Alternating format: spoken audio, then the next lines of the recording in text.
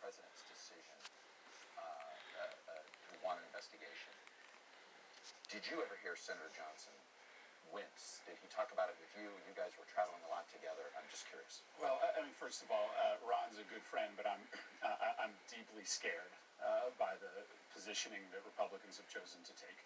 That interview was just a giant green light to the President of the United States to continue to solicit foreign interference in U.S. elections.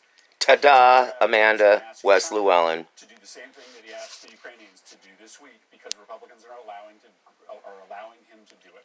And this entire country should be scared that at a moment... I'm not scared. GOP doesn't scare me. Neither does the Bible Belt thumping Christian clan base. That the State Department, the White House, the President's personal lawyers were all working to try to get the Ukrainians to interfere in the 2020 election in exchange for access to the White House and likely the resumption of aid. Now, I didn't hear Senator Johnson make that connection in Ukraine, and as I've said previously, neither did I hear President Zelensky make that connection. So Senator Johnson seemed, he implied, and he talked about, he had heard about this. So again, you were working pretty closely on this same situation. Did Gordon Sondland make this clear to you that they were that the issues were connected?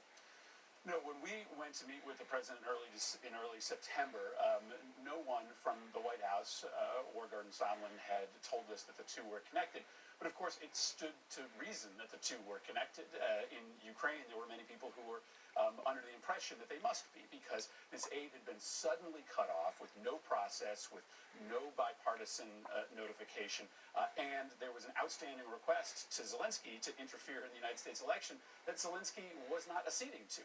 And so, of course, it stood to reason to people in Ukraine that these two were connected. We now know from these text messages that they absolutely were connected, that they were telling Zelensky that if you want to see the president, if you want to normalize relations with the United States, you need to start investigating the president's political opponents. And now Republicans are